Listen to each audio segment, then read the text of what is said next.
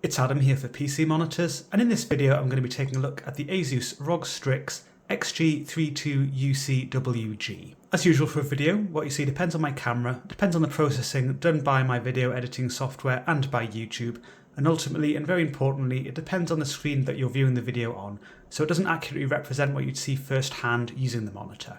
This monitor uses a 31.5-inch 3840 by 2160 4K UHD WOLED panel from LG Display. It has what ASUS calls a TrueBlack glossy coating to the screen and has support for a 165Hz refresh rate. A lot of this review will also apply to the 240Hz variant, which is the XG32UCWG.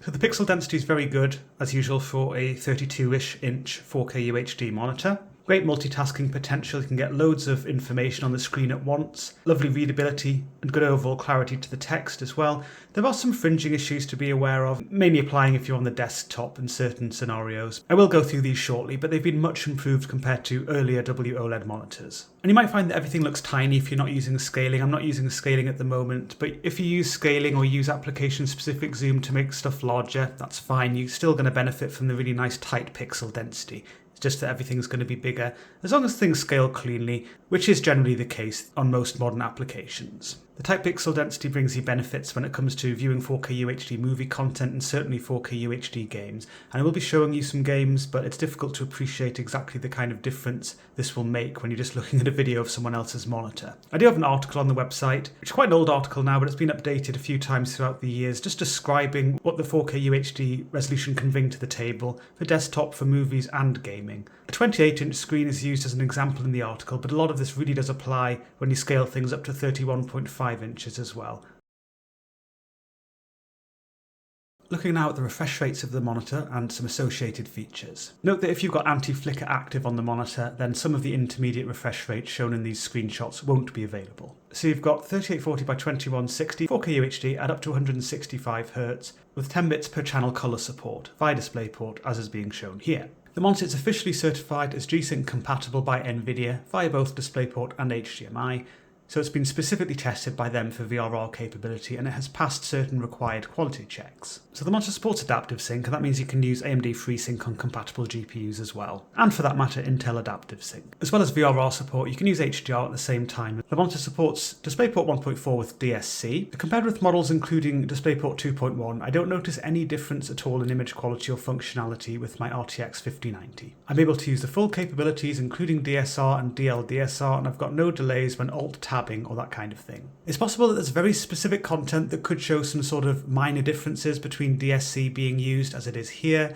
versus not being used, but for most users and users, you shouldn't expect a difference. I know some people still like to know that they've got the latest display standard on their monitor, but personally for monitors like these, I just wouldn't pay a premium for DisplayPort 2.1. If you want to, you can disable DSC on the screen. So if you're using an older GPU generation, such as the RTX 40 series or older, that would allow you to access DSR and DLDSR, whereas when they're using DSC, you can't access those features. With DSC disabled, you can only use a limited range colour signal at 165Hz, or indeed any refresh rate above 97Hz. The monitor specifically supports a 97Hz refresh rate to allow an 8-bit full-range RGB signal to be used and 82Hz for a 10-bit full-range RGB signal. That 82Hz is also used for ELNB, which I'll go through a little bit later. And note that these refresh rates won't be listed if you're using OLED Anti-Flicker. Via HDMI with DSC disabled, you can run 165Hz with an 8-bit full-range RGB signal, or 144Hz with 10 bits per channel. So it makes HDMI 2.1 the clearly superior choice if you wish to disable DSC. If you're using DSC via HDMI 2.1, you get 3840 by 2160 at up to 165Hz with 12 bits per channel. You get VRR support and HDR support at the same time if you wish. So this 12 bits per channel thing, there's a very slim range of content which will actually make use of that. So in most cases it doesn't make sense to use HDMI just so you can get this. But if you do happen to be wanting to use 12 bits per channel because of the content you're consuming or you're creating content with 12 bits per channel, then of course it does make sense to use HDMI. For those interested, the monitor supports full bandwidth HDMI 2.1, so it's 48 gigabits per second. There is VRR support as well, HDMI 2.1 VRR, so you could use VRR on systems which don't use adaptive sync, such as the PS5. And just for completeness, here are some additional refresh rates. supported via DisplayPort, and that includes a 24Hz mode, and here are the additional refresh rates supported via HDMI. So it's the same, it's just that 60Hz isn't listed in this particular list. I'm now going to cover the scaling capabilities of the screen. So I'm running the native 4K UHD resolution at the moment, so there's no scaling going on, no interpolation going on. But if you select a lower resolution, such as 2560 by 1440, QHD 1440p, then the monitor can use a scaling or interpolation process. For the QHD resolution, it supports this at 120Hz and below, but you can use GPU scaling, which will give you a similar overall experience, and you could use that up to the maximum refresh rate of the monitor. So I'm running it at 120Hz QHD at the moment, so it's using the monitor's interpolation, but a lot of what I'm going to go through here it would apply for using GPU scaling. So there's a bit of a softer look than you'd see on a screen of this size that natively runs the QHD resolution. It's not exactly the strongest softening effect I've seen. There's actually a decent sharpness filter going on with the monitor's scaling. There's a setting called Vivid Pixel in Image, and if you increase that, it sharpens things up, or it increases, potentially over sharpens quite a lot. I'd say it looks quite good with this set to 60. Any higher and the over-sharpening becomes a bit too noticeable in my opinion. I've now switched over to the full HD resolution, 1080p, 1920 by 1080, and with the normal mode of the monitor you've got up to 120Hz support again with this resolution, and it does give a moderately soft look compared to a native full HD screen of this kind of size, although a full HD screen of this size is never going to look amazing. There's still some softening going on though. I'd again say setting Vivid Pixel to 60 overcomes this quite nicely. I don't think the representation is as good as the QHD representation comparing to a native screen of the respective resolution, so I would have liked slightly finer control over the sharpness here, but this is still a decent full HD representation if you find yourself needing to use that resolution. And of course you might want to use that resolution to use the dual mode functionality of the screen. So I'm just going to reset the Vivid Pixel to 50, and then you can enable what ASUS calls the Frame Rate Boost option. If you're running your game full screen, then you will have to start the game again. It will have to reacquire the list of supported refresh rates from the EDID, but if you're running the game with borderless full screen or windowed mode, so I'm running borderless full screen at the moment, which is why it was quite seamless when I switched this on, then it should be correctly running at 330Hz. So it can double the refresh rate. This is only for the full HD resolution, and the presentation is actually different now. If you're sitting some distance from the monitor, it looks quite sharp, quite similar to a native full HD representation. I sit roughly speaking somewhere between 70 to 80 centimeters from the screen, and from this viewing distance I do notice some peculiarities with this setting, and I've noticed this on other dual mode monitors before.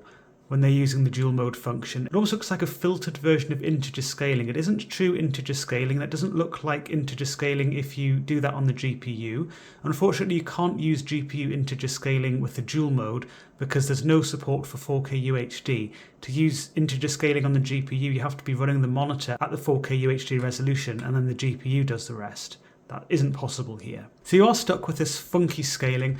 I wouldn't suggest trying to use Vivid Pixel. It doesn't actually help. It doesn't really make things look better. It actually just makes things look more funky. And I would say that this is very individual. It's very subjective. Not everyone's going to have a problem with the dual mode representation, but it just is something that I notice from my regular viewing position, and I find it a little bit weird. So what I'm going to do is I'm going to zoom in the camera a bit. So I think the text here and the diamond icon below it probably is the best way of showing this in this particular scene. So there's this staircased appearance, jagged, interlaced appearance, whatever you want to call it. And this is with the regular scaling or interpolation in the normal mode, so it just looks softer. And whether people like that softened look or not, that's very subjective, that's very personal. Some people will actually prefer how things look with the dual mode. And remember again, you can use Vivid Pixel to sharpen things up a bit in the normal mode. As I said, the full HD resolution wasn't really represented perfectly. I feel it does better with the QHD resolution. So it's kind of personal preference which representation you might prefer. I'm just going to switch back to the dual mode. So notice again that stepped appearance. And it's not like things look super sharp or anything, they just look a bit strange. And what I'm going to do now is I'm going to switch over to integer scaling. So the monitor is going to be running the 4K UHD resolution in its normal mode, and the GPU is going to be using integer scaling to display the full HD resolution, just to give you a visual comparison for what it's worth. And there's your integer scaling. So it is difficult to see with this zoomed in look, but hopefully you can see it actually looks different at least. I'm just trying to show you that the dual mode does not use proper integer scaling. It just uses a strange sort of filtered integer scaling appearance. Well, I meant to zoom out, not in, but here we are. Yeah, just look at how lovely and sharp that is. So here we go, this is the normal representation, integer scaling's being used. So the monitor's running 4K UHD, but the game is running at full HD. And I do know that some people do like this representation visually, although personally I don't exactly like the kind of weird pixelated look that integer scaling gives. I know it is sharp in some respects, but it also looks strange because of how the image is really spread across the pixels of the monitor. Anyway, back to the native 4K UHD resolution now. There are some aspect control options to go through as well in image. So the 16:9 full is what I've been showing you so far. But if you want, you can also have it simulate a 27-inch or 24.5-inch screen. So this is a 24.5-inch screen. What you can do is you could select another resolution, 3840 by 2160 is supported, for example, and you can run that at up to 120 Hz. And then you can use the 24.5-inch screen size if you wish, or the 27-inch screen size, instead of it using an obscure resolution. The advantage here is you can definitely use above 60 Hz. I didn't seem to be able to select that before. I couldn't actually see any resolutions listed in NVIDIA Control Panel. It kind of messed up NVIDIA Control Panel. I don't know if that was a bug, whether you're supposed to be able to select other refresh rates using the dual mode without changing the resolution. But anyway, if you want 120 Hz, you can do that by just selecting, for example, a 4K UHD resolution or something else. And this is using interpolation because there is a mismatch between the pixels used on the screen and the pixels called for by the resolution you've selected. But it doesn't look bad for it, certainly with the 4K UHD resolution. It looks nice and sharp, certainly usable. I switched over to the dual mode thinking it might give me 330 Hz with a 24.5-inch screen. It seems to be 120 Hz, and again, for some reason, nothing is listed in an NVIDIA Control Panel. So I'm not sure whether that's a bug or not, whether that's intended behavior. But either way, I just wanted to point out that it's still doing that kind of simulated or filtered integer scaling look that I was showing you before using the full screen and the dual mode. And here's the 27-inch simulation. It's the same again with the dual mode in terms of that filtered integer scaling staircased look. And just back to the native 4K UHD resolution with the normal mode now. There is a pixel by pixel option, and that will only use the pixels called for by the source resolution. So because it's the 4K UHD resolution at the moment, that's all of the pixels of the screen. The QHD resolution, remember 120 Hz or below for the monitor's scaling, which you have to use the monitor's pixel by pixel function, or you can just use GPU scaling to do the same kind of thing if you prefer.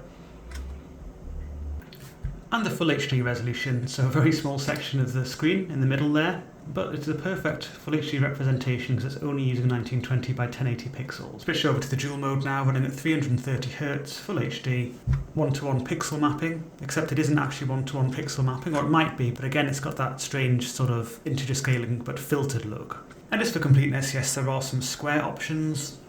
Full, which goes for 1280 by 960, 60 Hz. So I'm going to turn up frame rate boost off. And by the way, I'm sorry that I keep saying dual mode, it's just that that's what most other manufacturers call it. Seems to be the same, but it supports 165 Hz now, and it's got rid of that weird dual mode filtering, which again, it seems to be with every mode you select, which is a bit weird. And before you fall asleep, here's equivalent. So it's not filling up the entire screen, there are black borders at the sides now. So it's paying attention to the aspect ratio of the source resolution, and pixel by pixel, so that's going to be pixel mapping, but with the square aspect ratio.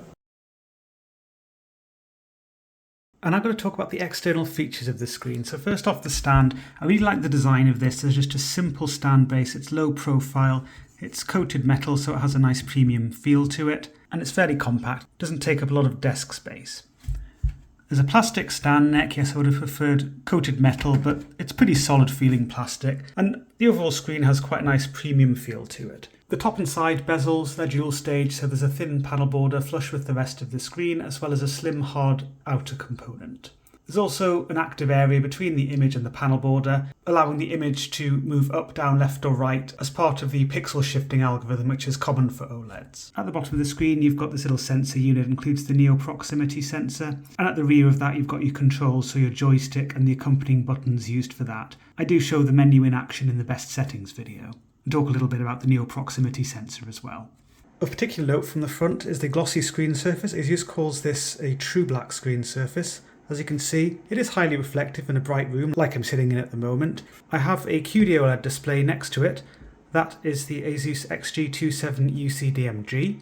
And you'll see that there are differences in the screen surface. So the QD-OLED, it lightens up quite a bit in these brighter conditions, but it's also quite a bit less reflective. It does have more of a colourful tint, a magenta to red tint. This is exaggerated in the video. To my eye, it's nothing like as bad as that in these particular lighting conditions, although in an even brighter room or where there's more direct light striking the screen, it can take on this kind of colourful tint which you would be able to see quite readily by eye. This model doesn't do that. Again, this is exaggerated in the camera, but it does have a bit of a purplish blue tint. The lighting conditions are more carefully controlled now. So what you'll notice is there's still a bit of lightening up on the QD-OLED that you don't get on the WOLED. It is difficult to show this in a video. Maybe if I get a little bit closer, it'll be a bit more obvious. So it does mean that there's the potential to have an inkier look to dark shades on the TrueBlack WOLED in these kind of lighting conditions, but at the same time you do get significantly more reflections. And with a bright wall behind me and a bright door, bright objects would show the same thing. You can get the reflections and it will sap away your depth just for that reason. But it's still not the same as you get on the QD-OLED with its more universal brightening up of dark shades. The screens are now placed in much dimmer conditions. There's no natural light and I'm using dimmed warm coloured room lighting. The QD-OLED lighting up has been effectively neutered now. There might be a little bit visible in the video. There's really nothing of consequence. Reflections on both models have been minimised, but there can still be some on the WOLED that wouldn't be visible on the QD-OLED. So for example, I have that warm light behind me, which you can see reflected on the WOLED. You can also see a reflection of a bright object over there. I appreciate that the QD-OLED is offset to the side, but even so, to the eye as well, the reflections are really much more muted anyway. I certainly wouldn't say the reflections are at all problematic on this TrueBlack WOLED in these lighting conditions. I'm just pointing out that it is still more reflective than the QD-OLED. So just some quick general points, not specific to what I've just shown you, but just general use of the monitor and its screen surface. I did enjoy the lack of significant lightening up of the screen surface in bright or moderately bright conditions, as well as the lack of obvious colourful tints on the TrueBlack WOLED. I personally have relatively good control over my room lighting, but to avoid potentially annoying reflections, I found I had to make more compromises to keep the room darker at times with the TrueBlack WOLED than I would with the QD-OLED. And I'm not even talking about making sure I don't have direct light striking the screen surface, because that's undesirable on either model, certainly strong direct light striking the screen surface. But things like closing the door at the side of me a bit more, or dimming my room lighting, even if it's some distance from the screen, just to make sure that the light walls or other objects in my room weren't brightened up enough to cause obvious reflections. I don't have to really think about that so much on the QD-OLED. What I would say is that cleaning the WOLED TrueBlack glossy screen surface, it's very easy. It's just like a normal glossy screen, or just really quite like cleaning a piece of glass. You don't have to be too fussy about the products you use. Although having said that, I still would be careful, use gentle cleaning products and techniques. But with the QD-OLED, you absolutely have to make sure you're doing it in the right way. Samsung Display actually recommends you use a 70% IPA solution and a soft microfiber cloth when you're cleaning the QD-OLEDs. And I did find that there's more smearing and it takes just a little bit longer to get the screen surface looking nice on the QD-OLED compared to cleaning the TrueBlack glossy WOLED. So with this all said, neither screen surface is perfect and the case could be made for either one. At the rear of the screen, the usual ASUS ROG styling elements. So you've got this ROG logo there, which lights up with a little pixel motif. It's an RGB LED lighting element. Super quick demonstration of the lighting feature. So Aura Sync, you can enable that if you want to use software to control this, such as ASUS Armoury Crate, or Aura RGB, where you can select a few things in the OSD, so rainbow color cycle, there's some static colors you can select, and the same with breathing patterns or strobing patterns. At the moment, I've got it running its rainbow cycle. I do like to go through lighting features in a bit of detail if they're actually useful, but this one, it's not really useful. You can't really see anything from the front. But at the rear of the monitor, you can see it doing its rainbow cycle. So it's quite a nice looking feature if you can actually see it. But as with many people, my monitor just faces the wall, and my wall doesn't really care what this little pretty logo looks like. The monitor is passively cooled using a graphene heatsink style system, so there's no cooling fan to worry about. The stand's fully adjustable, although it is limited in terms of its height adjustment, in that you only get 80mm of adjustment. At the lower stand height, it's nice and low to the desk, and that's the highest stand height. So if you're particularly tall, you might find the included stand a bit restrictive in terms of its height adjustment. Remember, it is quite a big monitor at 31.5 inches, so it might be okay.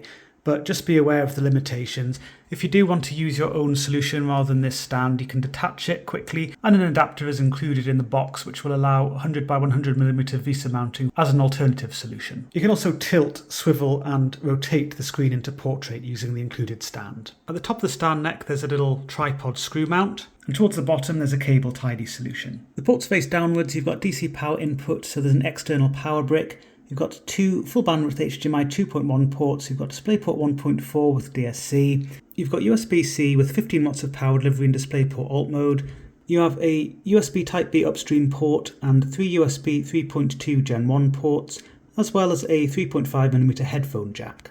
The monitor doesn't include any integrated speakers.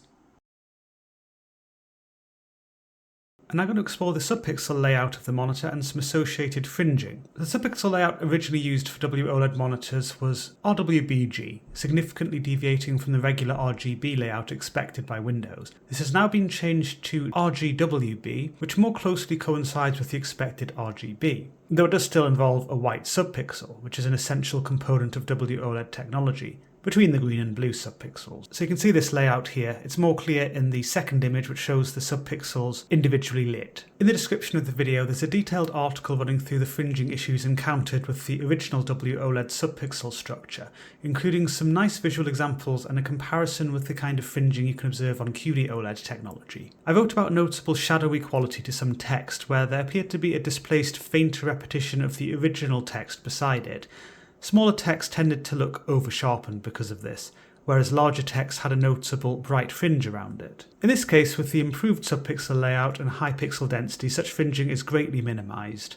The glossy screen surface, it also helps with the overall clarity. So I can still see a faint displaced bright fringe around the text here, for example, both the small and larger text, but it's certainly more blended in appearance than on the original WOLED monitors. Small text, that doesn't appear over-sharpened to me in the same way as the original WOLED layout, and the larger text only has a faint rather than a distinct and eye-catching bright fringe around it. So this is subtle fringing, in other words. As covered in this article, this particular fringing is eliminated by disabling ClearType in Windows. That is an option, but people will have become very used to the overall cleaner look which ClearType gives. Without it, text can look jagged and weird, with odd spacing, so that wouldn't be an acceptable compromise for most people. In the article I also explored fringing which can occur regardless of ClearType, with some solid coloured elements against very bright or very dark backgrounds. The colourful text highlights shown here are able to highlight this, pun intended, in a very clear way with the original WOLED layout. Unfortunately, the new layout isn't able to completely eliminate this fringing. I don't know how this will appear in the video and how the camera will capture it, but by eye I can still see a bright fringe to the left and a dark fringe to the right of the highlight. It really isn't easy to accurately capture this fringing in a video or photos, which is why I'm not going crazy trying to draw lots of photo or video comparisons here. But to the eye it's now very faint and actually quite difficult to spot for the turquoise and green highlights. It is more noticeable for the yellow highlight, the bright fringe to the left and the dark fringe to the right. That also means it can be observed in some other situations that were covered in the article, such as around yellow or yellowish-orange folder icons in Windows, or coloured buttons or swatches. So these swatches here on Microsoft Paint, for example. I've zoomed in with the camera to make this clearer. I can see it for the orange, gold, yellow and lime swatches here. In general, the fringing didn't really jump out at me on the desktop, and it's not something I noticed when I was gaming or watching videos, though you might if they happen to show specific flat shades against contrasting backgrounds, similar to the desktop examples I've given. I'd also reiterate that it's generally much improved on the desktop compared to the original WOLED monitor layout. So overall, the fringing, it is much improved, but I still consider the competing 32-inch or so 4K QD-OLED models to be slightly ahead in this respect. I'm moving on now to the calibration of the monitor. This table here shows various monitor settings tested with the central average gamma and white point readings taken using a spectrally corrected Calibrite colorimeter. So out of the box with the factory defaults under racing mode, gamma 2.25, white point 6450K, which is close to the 6500K target, although the green channel was a touch on the strong side. And the strong green channel was maintained with various other settings, including the sRGB Cal mode and display color space equals sRGB, both of which are sRGB emulation modes. So that's basically the theme of this table really. Good white point except for the green channel being a bit strong, and gamma a touch on the high side but not too bad. I will be looking at gamma in more detail shortly. I also tested the colour temp 4000K setting, which is in my opinion the best balanced low blue light setting of the monitor. Some people would like to use this in the evening, or other times they want a more relaxing viewing experience. And I recorded the white point there at 4006K, so very close to the claimed 4000K. And the adjustments I made to my test settings, you can see them in the table there. These are also covered in the best settings video if you're interested. And as noted there, ICC profiles aren't used in the review, but I have included one in the description of the video if you wish to try it out. And this was created using my test settings. Under my test settings, gamma was quite close to or a bit above 2.2. The gamma is slightly but not massively above 2.2 for 2% and 5% grey, so the darkest shades measured here. This means very dark shades are slightly darker than intended, giving a little black crush. This is mild on my unit, given the gamma is only slightly above 2.2. The lightest shades recorded, 95% and 98% grey, come close to a gamma of 2.4, so they aren't quite as bright as intended. Using my test settings at 60Hz changes the gamma tracking quite a bit, particularly for dark shades where 2% grey drops to a gamma just above 2.0, and all shades measured at 13% grey and below fall below a gamma of 2.2. So dark shades are somewhat brighter than intended and have a bit of an uplifted look. Intermediate refresh rates, they fall somewhere between these two gamma behaviours. All subsequent gamma graphs I'll show, they're 165Hz incidentally. Using the display colour space sRGB setting looks like this in terms of gamma. The DCI-P3 setting was similar to this, so as with the test settings, mainly at or above 2.2. Notably 2% grey now sits near 2.3, so it's a bit darker than intended, slightly masking some very dark shades, and 5% grey sits just above 2.1, slightly brighter than intended. The sRGB Cal mode preset shakes things up a lot, switching from something resembling linear 2.2 gamma to something resembling sRGB gamma. There's a progressive reduction in gamma as shades become darker, which lifts them up significantly and increases how visible and obvious such shades are, and how much they would stand out against pure black, for example. There's really personal preference whether linear 2.2 gamma or sRGB gamma tracking is preferred, but it's not unusual for an sRGB emulation setting to include sRGB gamma tracking, and some will like the heavily uplifted look. If you don't, then, well, just use an alternative sRGB emulation setting, such as the display colour space sRGB setting instead.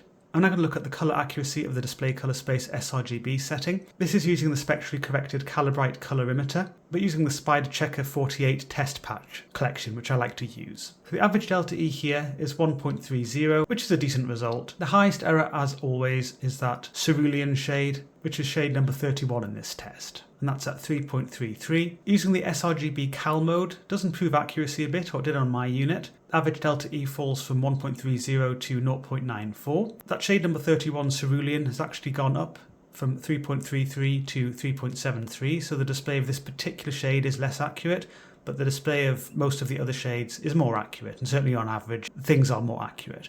But remember that you do lose the flexibility to adjust colour channels, and you just get less flexibility in general compared to if you just use the display colour space sRGB setting. Really both are good sRGB emulation modes. Moving on now to the contrast and brightness performance, the table here shows various readings taken with the Calibrite colorimeter, or specifically their white luminance readings. As it's an OLED, the black luminance is always measured as 0.00, and the contrast ratio is therefore reported as infinity to 1. You'll see there's a range of values for each condition tested for the white luminance. The reason for that is that the monitor has, as OLEDs do, some ABL automatic brightness limiter behaviour, and that means that the brightness does change depending on the shades being displayed. This is minimised when you enable the uniform brightness setting, so most of these readings were actually taken with uniform brightness enabled, but a couple, where it's mentioned, are taken with uniform brightness disabled. And for those who aren't familiar, this test, I have a white patch in the middle of the screen surrounded by various other shades, and that can be a range of different desktop backgrounds, including pure white and pure black, but loads of different shade combinations in between to get the monitor to change its overall brightness and trigger the ABL behaviour. So at 100% brightness, with uniform brightness enabled, 269 to 273 nits. So that is nice and stable for an OLED. There's really not a lot of variation there. The uniform brightness setting is really very solid in that respect, and I do generally find that with ASUS monitors, the uniform brightness setting is a good one. If you don't mind a sort of dynamic contrast-like behaviour and you want to get a higher brightness, then you could disable uniform brightness, and then you could get from 271 to 447 nits, depending on the shades being displayed. The minimum brightness I recorded, and this was with uniform brightness, was 34 to 35 nits, so that's nice and dim. You can have a peruse of the remaining settings if you wish in your own time. With the test settings, I got 163 to 165 nits. So again, nice stability there. I would add here that as an OLED, there are some slight cyclical brightness dips that occur at a frequency matching the refresh rate of the display. So it's not truly flicker free if you account for them, but these brightness dips are much smaller than regular PWM behavior that you'd get with some LCDs. So sometimes people are sensitive to the PWM brightness flickering, but they'd find OLEDs fine. Other times people are really sensitive even to OLED brightness flickering, and it is more noticeable at lower refresh rates as well as the potential for it to be more noticeable there. So it's quite an individual thing. I do find in conversations with people, generally people are fine with OLEDs, and actually some people find them very comfortable, but it is something I like to raise awareness of just in case you're very sensitive to flickering. I'm on Shadow of the Tomb Raider, and I'm going to talk a bit about contrast using some in-game examples. So it's very clear to me, as I sit here in a dark room, that this is an OLED. So the first thing is that there's an absolute gamma consistency in that the gamma at the center of the screen, so what I was reading with my colorimeter when I was talking about gamma earlier, that is maintained beautifully throughout the entire screen. And that means that there's a definite consistency with the level of dark detail. There's no glow of any type. There are no detail gradient shifts like you get with TN models, and also to an extent with VA models, and actually even some IPS models, especially this kind of size. So there's just beautiful consistency in that respect. And there's also depth and inkiness, not just to the dark shades, although that's very impressive, but also to lots of the medium shades. There's a solidity that gives and a structural definition, which you don't really get on LCDs. And although you can't appreciate this in the video, there are a lot of little subtle details that I can make out on the walls there. And because the depth of the dark shades is excellent, and there's per pixel illumination, allowing the monitor to precisely illuminate pixels right next to other pixels which are dimmed significantly, or could be completely shut off if it's trying to display black, that just gives this precision, this structural detail, and there's no blooming or anything like that to worry about. So yeah, certainly in a dark room like this, you can absolutely enjoy the beautiful OLED experience in terms of contrast. I've now brightened the room up a bit. It is still controlled lighting, but it's brighter, and you will see some reflections. As I covered earlier in the review, this TrueBlack glossy screen surface is quite reflective, although it does have some anti-reflective properties, so it's not like an untreated glossy surface. And also when you're looking at the video, you probably will notice the reflections more than you actually would by eye. When you're looking at the monitor, it's easier to filter those reflections out, and they're not really as distinct as it will appear in the video, but they're definitely still there, which is why the camera's able to show them. But what you don't get is you don't get that lightening up like you do with the QD-OLED. Again, that was explored earlier, but I just want to reinforce that there's a definite depth to these dark shades, which you're going to still appreciate even as the room becomes a bit brighter. If I were to brighten the room up even more, so I've got a door opened, so letting natural light flood in from the right, that's not ideal. That's a bright door, lots of bright light striking it, very obvious reflection. Again, it's more obvious in the video than it is by eye, but I still find that quite distracting by eye.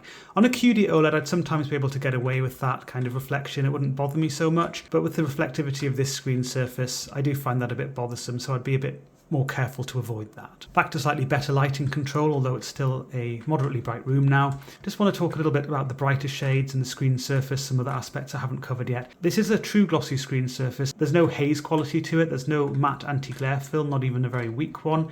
So that means that when you're looking at even very bright shades, there's no graininess at all. It's entirely smooth. So that's really nice to see. Very different to the ASUS 27AQ DMG. So that's a characteristic shared with QD-OLEDs. Another characteristic shared with QD-OLEDs and other glossy screens is that although, yes, there are these reflections, you don't get diffusion of light across the screen, so there isn't a hazing up of the image. The way that the light competes with the screen surface is by giving those reflections at times, but it isn't by clouding up the image or hazing it up and diffusing across the screen.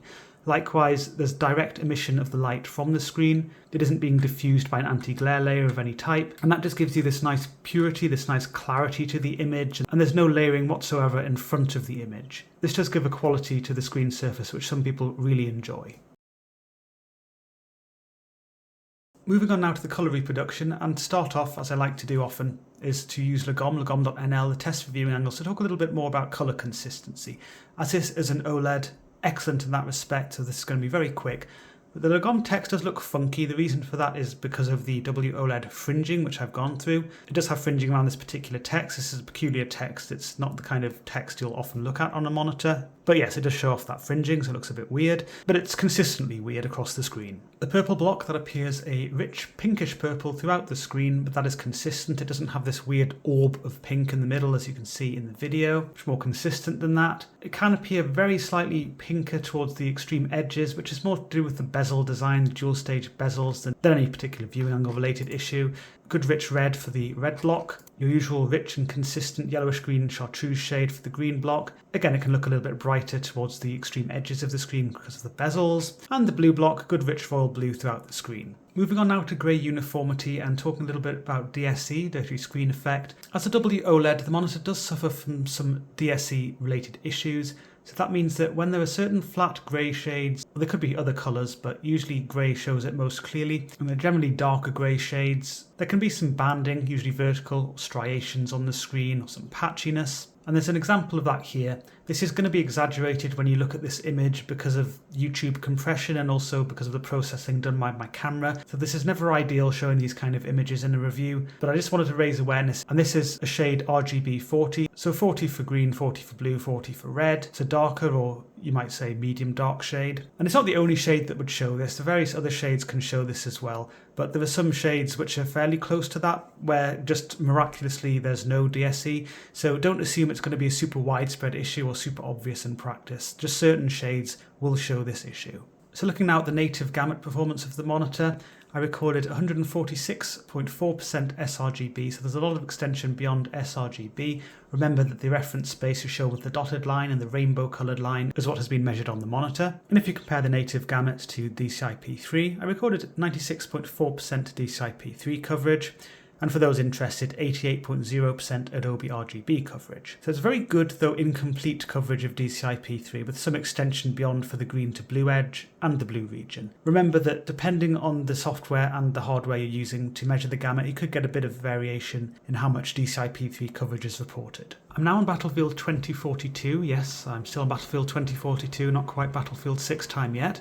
And I just want to talk about the general representation of things. So if you're in a game like this using the full native gamut of the monitor, or if I was on Windows, but I'm not in a color managed environment, or just watching a movie, something like that, and I'm using the full gamut of the monitor, then you should be expecting a great deal of extra vibrancy and extra saturation, and some of these elements can be beyond what the developers intend. So the glowing fire there, for example, I can see some quite reddish oranges which verge more on red than they should, and some of the yellows verge too much on orange, that kind of thing. The sky blues, it's really more sky grey, greyish blue on this particular map, but in general the sky blues show extra vibrancy because of the gamut, although it's not as extreme as it is on QD-OLEDs. And also, I like to talk about earthy brown, although the earth here doesn't really show that. It's very much a nice muddy shade. Some patches of earth can show an extra rich reddish quality, and woody tones and skin tones can show the same. There can be a push towards red because of the gamut if you're using that full native gamut.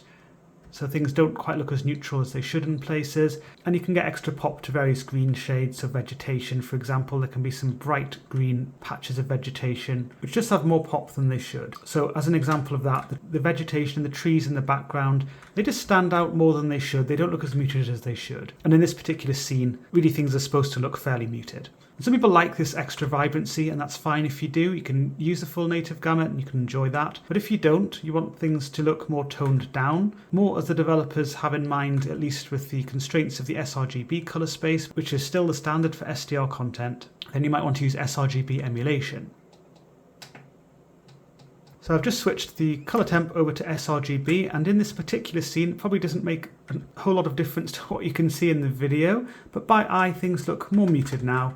I can see that the paint of the vehicle, for example, is more subdued. The earthy browns, they didn't really show the red cast very strongly anyway, but the lava, a bit less eye-catching now, and the fires as well. Less of that oversaturation going on there. And the greyish blue sky, a bit toned down as well. Anyhow, this is what the gamut now looks like. So I recorded 98.2% sRGB coverage, the slight extension beyond that for the green to blue edge, but overall quite a good sRGB gamut clamp going on here. And to make sure the comparison's fresh in your mind, this is the sRGB Cal mode used instead. I recorded 97.4% sRGB coverage, so a slight drop from 98.2%, but only slight. Not really a massive difference in the gamut recorded here. So if you're actually in-game, I'm using the sRGB setting now, switch over to the sRGB Cal mode, you might notice some differences in saturation and colour representation, but the main differences you will notice actually really are related to the gamma, and I've already covered that, and that's because it is using sRGB gamma tracking rather than linear 2.2 as the target. Back to my test settings, and I'm now going to switch over to the DCI-P3 colour space setting.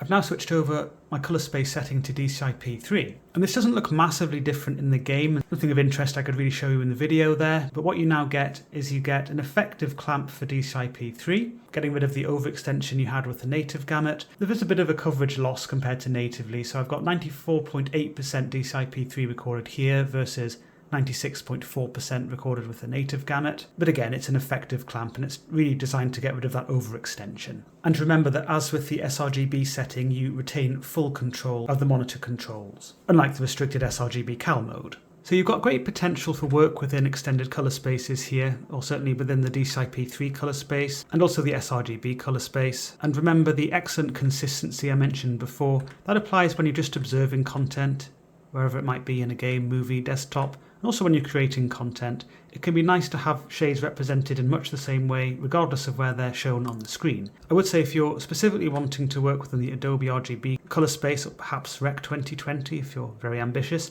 then I would consider QD-OLEDs a better bet, or a wider gamut LCD where you have greater Adobe RGB or potentially Rec 2020 coverage. And I'd just like to quickly show you the off-angle performance, because as it is an OLED, that is excellent. Again, shift you'll see here, more to do with the camera than what you'd actually see on the screen, because the screen looks extremely stable. There's no loss of contrast or saturation, any hazing or anything like that, as you would get with LCDs. So there's just a beautiful consistency. It really just looks like you're looking at a picture on the wall as you move around. So excellent performance in that respect.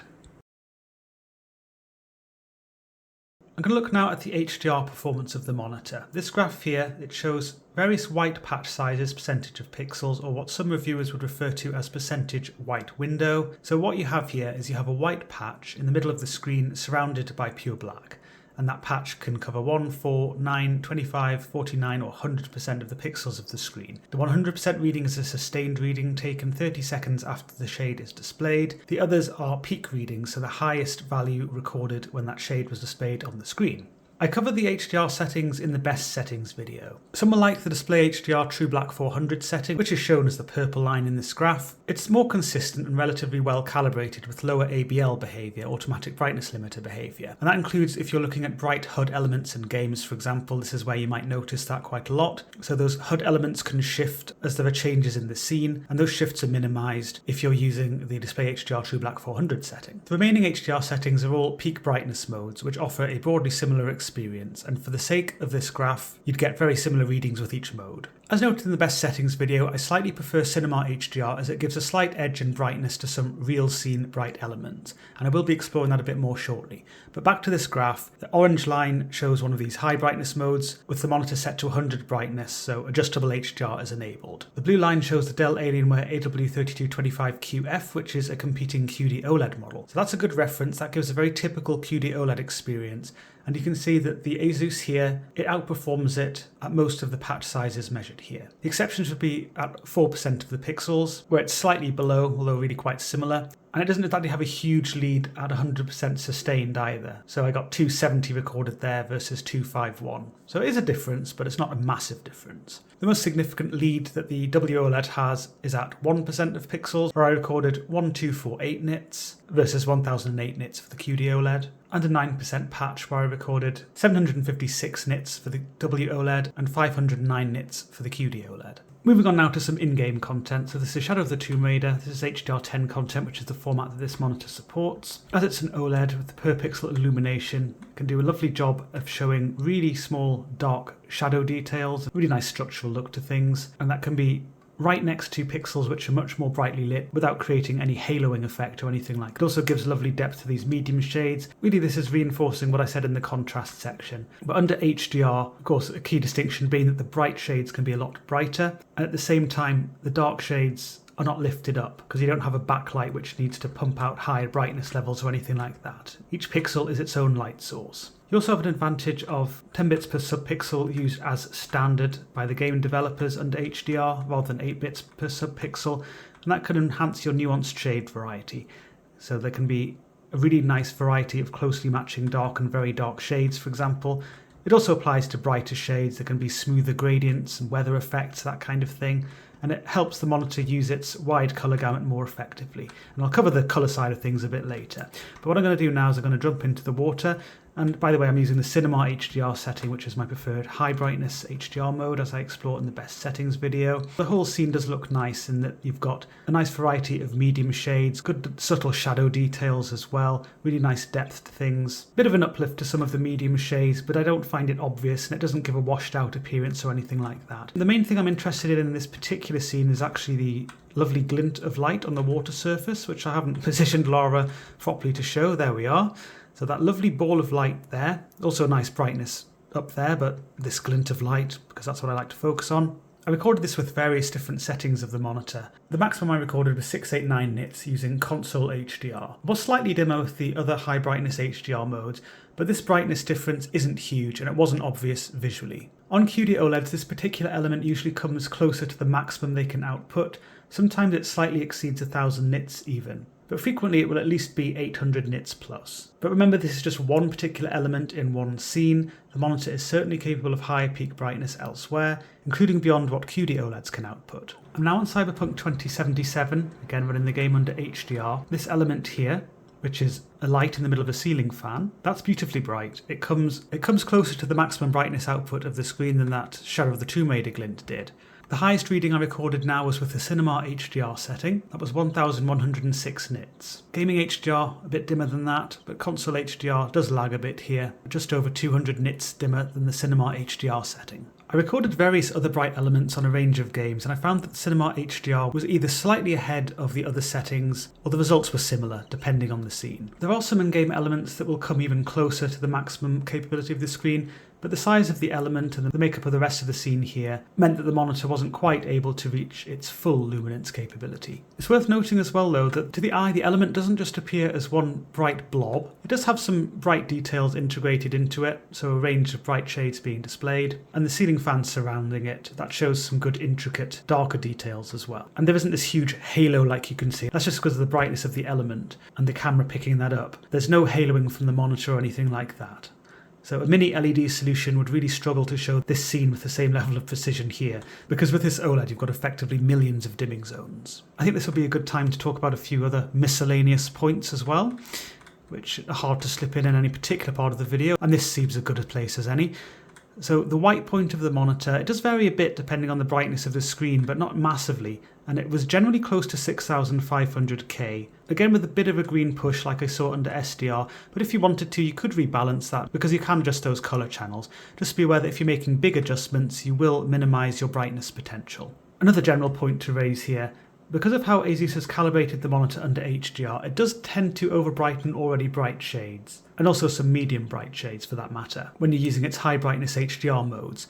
It's slightly reduced if you keep the brightness at 90, or you don't enable adjustable HDR. But either way, it doesn't do this to an obtrusive degree, or in a way that most people will really notice in practice. What most people will notice though, is that there's some good pop to already bright elements because of how they've calibrated things. Provided the monitor isn't in a scene where it's heavily ABL limited, of course. Speaking of being ABL limited, this scene is very challenging for OLEDs for that reason. Good mini LED monitors can happily pump out very high brightness for the sun and for other bright elements, such as the reflections on the weapon and on the icy surface down there. I measured this mountain sun at around 450 to 500 nits, with a bit of variation either side depending on what's going on with the rest of the scene. This is around 100 nits above what I've seen on QD-OLEDs. And unlike what you'll typically see on QD-OLEDs using their high peak brightness HDR modes, the medium shade brightness levels are maintained relatively well rather than being significantly dragged down or massively over-brightened for that matter. For example, when looking at the blue and grey parts of the sky. And there isn't an uplift to darker areas of this scene either, or just darker areas in general. Nothing weird going on there. I'm on another scene on Shadow of the Tomb Raider. This cave scene here, it's usually presented very nicely by OLED monitors like this, and that is the case here as well. There's very nice representation to the dark shades here with good subtle variety and a good deep and atmospheric look overall, so it's well suited to viewing in dimmer conditions like I'm viewing in now. As I explore in the best settings video, there is a setting which you can use called Dynamic Brightness Boost, and that will boost up these kind of details. So if you're sitting in a bright room and you're finding it's too difficult to see some of the details in your game, then you might want to use this setting. Although the boost is quite significant, it's quite widespread and quite extreme in my view, so I don't personally like it, although I do tend to enjoy using monitors in a brighter room. I'm a bit more careful with this one because of how glossy the screen surface is, but either way I don't really like this brightness boost setting because I feel it goes a bit too far really. So disabling that again. Yeah, really nice depth and atmosphere, lovely nuanced shade variety for these dark shades and medium dark shades here. At the same time, the monitor presents this glint in a really nice eye-catching way, good depth to the medium dark shades surrounding it, so the glint really does stand out nicely. QD-OLEDs show the glint here, and indeed the glint I showed you in that daylight scene earlier with the sun on the water surface, in a more blended way. That's because they're able to show shades that are both bright, or high luminance, and saturated at the same time. WOLEDs like this, remember they've got an unfiltered white subpixel which is used to give the brightness of the monitor, and it really drowns out the coloured subpixels. In other words, it dilutes the colour volume. It's frustratingly difficult to show you what you would see by eye for these kind of shades and these elements where the colour volume really makes a difference. But this photo was taken on a WOLED monitor with camera settings carefully adjusted to at least try to show the distinct layering I can notice by eye for this glint in the cave. There's a distinct, bright, cool white core surrounded by rings of more saturated but much dimmer purples, blues and cyans. As a result, it appears with a sort of vignetting effect, whereas ideally things would appear more blended, with the outer edges appearing as smooth, bright, silvery purple. This is something I've always observed on WOLED models, and it's expected given it's related to the physical makeup of the subpixels. It isn't specific to this model or related to its calibration. It also affects various other elements that should be bright and saturated, and I'd love to be able to show you these in a lovely way as you'd see them by eye, but unfortunately it just doesn't happen like that. But to give you some examples, it'd be for example certain fires in games, artificial lights, spell or energy effects, fireworks and certain reflections. Not everyone will pick up these differences so readily, and it's quite dependent on the scene or even the game you're playing. A lot of these bright elements, people will just notice how bright they are and the pop from them, and they tend to be mainly white or off-white, so this isn't always going to be an issue for you anyway. I'm going to focus a bit now on the colour reproduction side of things. So under HDR, the developers are able to target wide gamuts such as DCI-P3 and Rec 2020, and on this model I recorded around 70% Rec 2020, so far from complete Rec 2020 coverage, but remember there was excellent DCI-P3 coverage, so there's still good vibrancy potential under HDR on this monitor. And because the developers are targeting these wide colour spaces rather than being restricted to sRGB, it means things can be more accurately mapped. And again, there's that 10-bit colour reproduction which helps in this respect. It means that shades which the developers want to be muted still are, so skin tones, Laura's skin tone here for example, it doesn't look overly tanned, it doesn't have this reddish push like you would get under SDR, and also the earthy browns, or the brown shades on the rock here for example, they look nice and neutral, there's not this strange cast or push there. The same with the brown of the palm tree and also the greens. There's good neutrality, but there's also good vibrancy where the developers want it. So the sky blues look appropriate, they're still vibrant, but they're not completely overdone and cartoonish. Some good lush greens as well, a lovely variety of green shades actually, and a nice vibrant look to Laura's dress here as well. So remember these shades, unlike what I was talking about with the colour volume issues, the monitor's not trying to pump out high brightness here, so it's not being diluted in the same way, so it can give you strong saturation here. Saturation for some of these green elements isn't quite as strong as I've seen on some models, QD-OLEDs for example. I mean, they do have more generous Rec 2020 coverage though, and I think without a side-by-side comparison this wouldn't exactly be an obvious difference. This monitor looks far from washed out under HDR, and what people might find easier to notice is, unlike on a QD-OLED, bright scenes like this, you don't have that dimming of the medium shades. So it maintains a good, nice, natural looking daylight appearance to things. If I'm nitpicky, as I often am, I'd say that while I don't have any major complaints with HDR colour representation, I do see that there is a bit of undersaturation to some red shades. So pure reds converge a little bit too much on orange, and also observed a bit less vibrancy to some orange shades than I'd expect given the gamut capabilities, where they appear a touch muddier or slightly more of a rusty shade than intended. But overall, these are minor issues, and the representation is far from washed out. It's still quite vivid under HDR, except where there are those bright shades that are trying to be bright and saturated, and the colour volume issues come into play. Now I'm going to look at the responsiveness of the monitor, and to start off we're going to look at some pursuit photographs. If you're not familiar with pursuit photography or any of the other terminology I'm using in this section, check out the Responsiveness article which is linked to in the video description. As usual for an OLED, flawless performance here, perfect sample and hold performance at a given refresh rate. So quite a few different columns here. You can see the monitor running at 60Hz, 120, 165Hz, so that's the normal mode of the monitor, but also 330Hz, which is the dual mode. Remember, if you're considering the 240Hz version of the monitor, then you'd have 240Hz normal operation and 480Hz for the dual mode. A reference screen is shown, which is running at 160Hz, that's the Gigabyte M27UP, that's a fast IPS model, and the closest comparison here would be with the 165Hz refresh rate of the OLED, but you can see better clarity to the main object on the OLED, for example, better segmentation detail, and also just a bit of a sharper look to the character inside the UFO, the little alien guy. In addition, there's a little bit of powdery trailing, or more so overshoot in this case, behind the LCD, whereas on this OLED, regardless of the refresh rate, there's no overshoot perceived and there are no issues with trailing from slower than optimal pixel responses. There's also 82Hz ELMB, which I've included, enhanced low motion blur. This is a very niche feature, so I'm not going to go through it in too much detail, but I just want to acknowledge its existence here. So the feature works with the monitor set to 82Hz, as I'm showing you here, or 165Hz if you're using the frame rate boost. Or for the 240Hz model, it would be 120Hz, or if you're using the frame rate boost, 240Hz. So on the 165Hz model, it will give you 165Hz like or 330Hz like clarity if you're using frame rate boost, but at half the frame rate. What the setting does is it alternates between showing the image for half the refresh cycle and a black frame for the other half. So you observe a flickering which is particularly strong in my view at 82Hz. It gave me the sensation of using an 82Hz CRT monitor, which some of you won't have had the misfortune of using. In addition to having a suitable refresh rate selected, so 82Hz normally or 165Hz using frame rate boost, or the equivalents for the 240Hz model, you need to be using SDR and you need to have uniform brightness, variable refresh rate and OLED anti-flicker disabled. It appears to use uniform brightness and force this on though.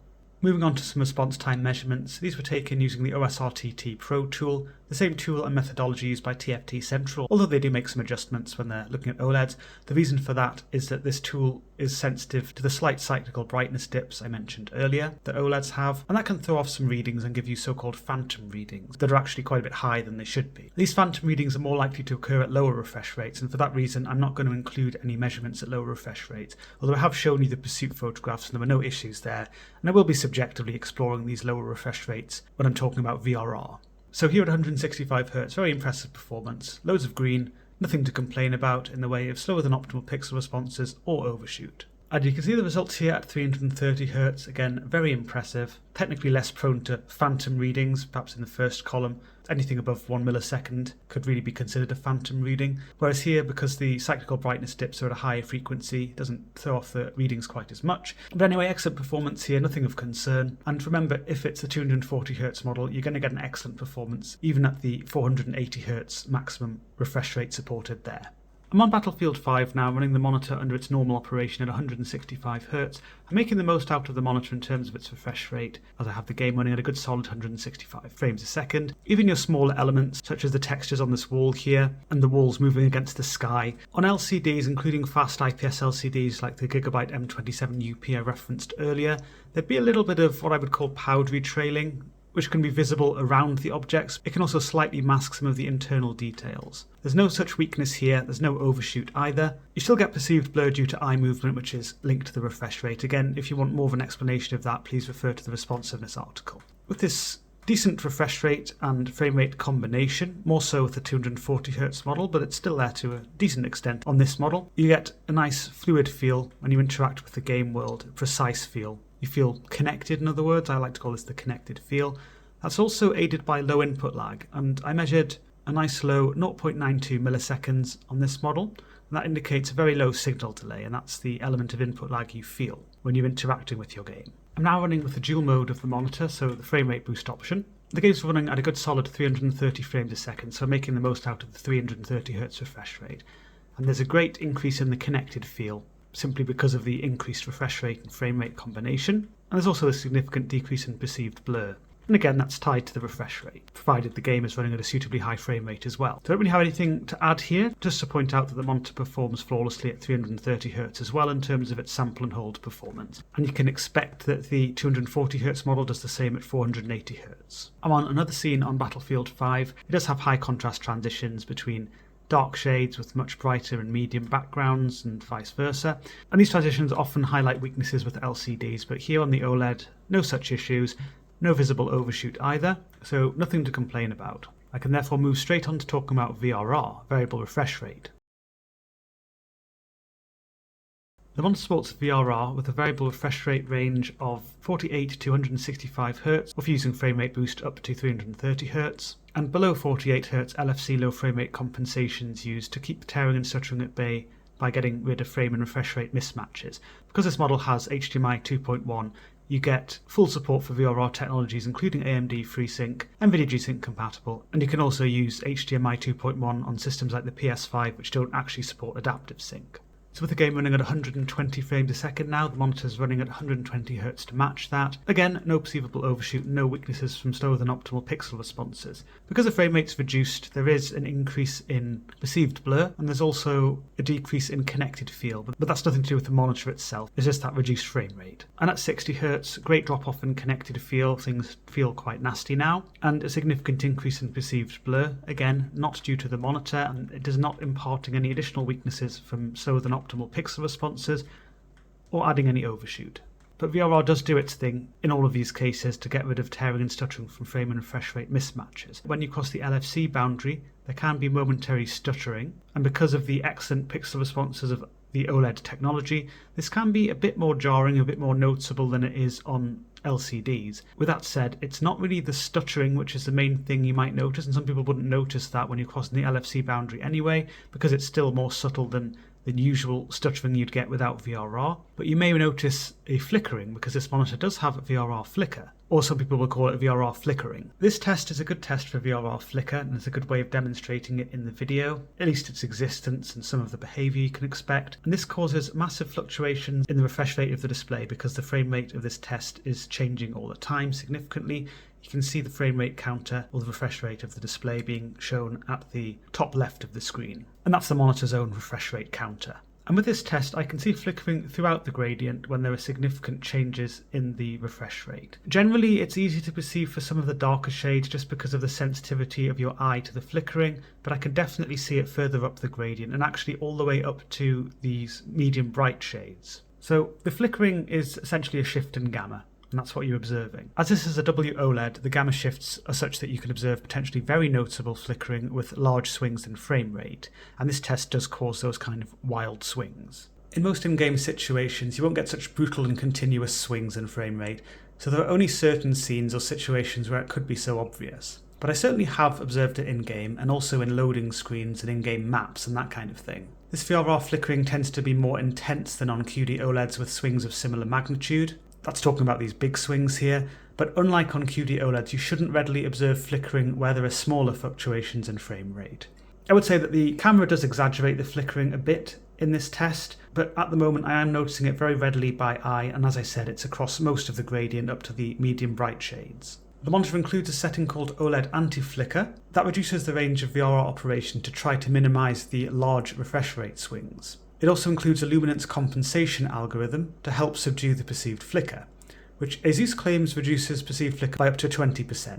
There's a video linked to in the video description which includes some additional context and testing of this mode on a QD-OLED monitor. To use this anti-flicker setting, you have to have variable refresh rate enabled and you have to be connected via DisplayPort.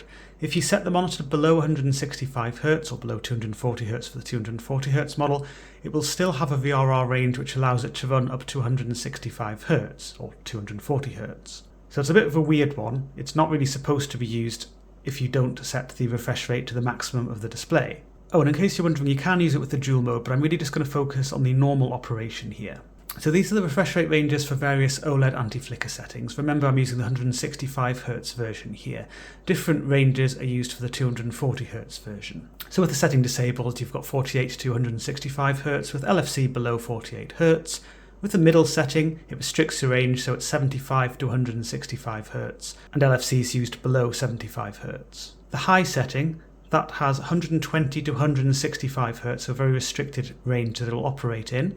It has a dead zone without VRR between 83 Hz and 119 Hz, and LFC is used at or below 82 Hz. This dead zone naturally kills off any potential flickering, just as if you disabled VRR yourself. The reason LFC can't be used there is because even at the lowest multiplication, 2 times the frame rate for the refresh rate, it would exceed the maximum 165 Hz of the display. So I'd just like to share some observations in the VRR flickering test. Remember, I've got the setting disabled at the moment, and I noticed some significant flickering, some obvious pulses of flickering when there were big swings in refresh rate. I'm just going to bring up my refresh rate counter again. Sorry that disappeared. There we go, so you can see these swings are quite wild. I've now switched over to the middle setting. I'm not sure how it'll appear in the video, because again the camera can exaggerate things, but by eye this flickering is subdued now and it's less frequent. There are still some pulses of clear flickering at times though, and that's because there are still some swings which are quite wild. When gaming, I noticed that the flickering was less noticeable or less likely to even occur during many in-game loading screens and menus compared to the off setting. So I certainly feel some improvement has been made compared to the off setting. I've set this to high now, and yes, there's a further reduction in the frequency and intensity of the flickering, but if this was a game, I'd be greeted by clear tearing or stuttering when I enter the VRR dead zone. I find that very jarring. So based on my testing with this test, and also gaming, I do really find middle to be the sweet spot. The middle setting is what I'm going to be using for my quick in-game demonstration here. And in this particular scene, and using my RTX 5090 in the settings I like to use, my frame rate remains in the triple digits here. And the swings in refresh rate are relatively minor. But these swings, although they're minor, it would still cause some noticeable flickering on QD-OLEDs, but there's really nothing that catches the eye here. And again, the camera can exaggerate flickering, it makes it look like there's flickering for those medium grey shades there, but I really don't notice that to the eye. And that can be partly because of the brightness regulation method used by the OLED, not specifically VRR flickering, which it's picking up. I'm now on Mafia the Old Country, and I've got the anti-flicker setting disabled. This is a very demanding title indeed, especially with the graphics ramped up like I've got here. And with the setting off, I'm getting frequent swings in frame rate above and below the LFC boundary, and this is causing frequent and obvious flickering. With the middle setting, it's actually staying below the LFC boundary, so it's using LFC, but it's staying there, it's not going either side of it. And that means the image itself is a lot more stable because the refresh rate isn't changing as much. And I don't know how this will appear on the video, you'll probably see again some flickering which I can't notice to the eye, but to the eye things are definitely more stable and there's less flickering now. But remember that if your frame rate is frequently going a bit above and below 75 Hz, then you'd be passing the new LFC boundary with the middle setting, whereas you wouldn't with the feature disabled. So it's quite situational, depends on the actual refresh rate fluctuations you're experiencing. For me, medium did offer the best experience overall, not just on this title, but just in general. I did like the algorithmic offsetting of the flickering as well, so not just in terms of the refresh rate swings being reduced, but even for the same swings in refresh rate, the gamma compensation, or luminance compensation as they call it, that ASUS performs with the Anti-Flicker 2.0 setting, I did find that useful. But I'd certainly recommend experimenting with these settings yourself and seeing which you prefer. To wrap up then, I found the experience immersive and I liked the pixel density of the monitor. I also liked the design. I like the low profile stand base, the simpler stand base and design than with quite a few older ASUS models I've used, certainly in the ROG Strix or ROG Swift series. There were some fringing issues and I did find them a little bit more noticeable than on comparable QD-OLED models, but still it was nice to have a significant improvement because of the pixel density and the improved subpixel layout compared to older WOLEDs. The contrast performance, as usual for an OLED, very impressive. Colour output was consistent and vibrant overall. Not quite as vibrant as on QD-OLEDs, the colour gamut isn't quite as generous. And on that note, if you're thinking about using this monitor for colour sensitive work within the Adobe RGB colour space, you're better off with a QD-OLED, just because the gamut is more appropriate for that. For general usage, you're not going to look at this monitor and think it looks washed out or anything like that though, definitely doesn't. Impressive OLED responsiveness as well, no issues I came across of particular note. Only to say that again, yes, VRR flickering was a thing, as it is on OLEDs. The anti-flicker setting was useful though, I liked having this set to middle. It worked well on my system and for the games I played to subdue the flickering a bit. The dual mode also worked well, very responsive, although I did find the scaling process they used, which looks like a filtered integer scaling type of scaling, a bit odd, doesn't look like actual integer scaling, nor did it look as, let's say, polished as the regular scaling of the monitor. but this is quite subjective and quite an individual thing. Some people are still going to find the dual mode scaling fine. And of course dual mode is more about the response experience than image quality, and I do get that argument as well. I enjoyed using the monitor for HDR as well, whether it was a dark dominant scene, bright dominant, or somewhere in between. I think it gave a nice representation overall. There's certainly some good peaks of strong brightness, which gave nice pop to a lot of bright elements. Monitors are of course very subjective, and I find personally I'm still swayed a little bit more into the QD-OLED camp. So something like the MSI MAG321UP QD-OLED, or the yet to be released MSI MAG322UP QD-OLED E16, very long name, I had to just bring my article up which I've just written to remind myself of the name of that one. I focus on those ones because they're 165Hz models, so really directly comparable to the monitor I'm reviewing here. I did enjoy the ASUS TrueBlack glossy screen surface in terms of the lack of significant lightening up of the screen surface in moderately bright rooms, and the lack of obvious colourful tints that could be imparted as well. And those things go with the territory with QD-OLEDs, the brightening up and the colourful tints you can perceive as that happens. But I also found the reflectivity of this screen a bit higher than ideal, with QD-OLEDs offering significantly improved anti-reflective properties. I do have relatively good control over my room lighting, but I did find that I had to make more compromises to make the room a bit darker at times than I would with QD-OLEDs to avoid potentially distracting reflections. I'm not talking about making sure I don't have bright direct light striking the screen, as that's fatal to the experience on either option, but more things like closing a door to the side a bit more, or dimming ambient lighting some distance from the monitor to ensure the walls behind me weren't brightened up too much and therefore causing obvious reflections. Or it could be even just lighter coloured clothes I'm wearing, my bright coloured keyboard or headphones, or even a glass of water on the desk, which could be reflected. With that said, I certainly got more used to the increased reflections after using the monitor for a few weeks, and it was certainly still preferable to an untreated glossy screen surface in terms of the reflection handling. As I mentioned before, there's also the slight edge that the QD-OLEDs, the 32-inch 4K UHD QD-OLEDs, have in terms of slightly less noticeable fringing, but it's ultimately quite subjective, and the improvements from the original WOLED subpixel structure and the pixel density, I would like to stress again, they certainly help minimise fringing on this ASUS. I also have a keen eye for colour, and I find myself noticing the lower HDR colour volume, or inability for a given element to be both bright and heavily saturated, quite a lot when I'm using HDR. But on the flip side, the good handling of bright scenes under HDR without medium shade dimming, plus the same HDR mode simultaneously representing dark shades nicely, that goes in this WOLED ASUS's favour. And I'm very happy to see this monitor and its 240Hz or 480Hz dual mode counterpart on the market. I know this is the sort of display some people have been waiting for, and I think they're really going to love the experience offered here. So that's really all there is to the ASUS ROG Strix OLED XG32UCWG. You'll find a link to additional content as well as information about how you can support the work that we do in the description of the video. Be aware that liking the video, subscribing to the channel if you haven't already, they're nice ways of showing your support.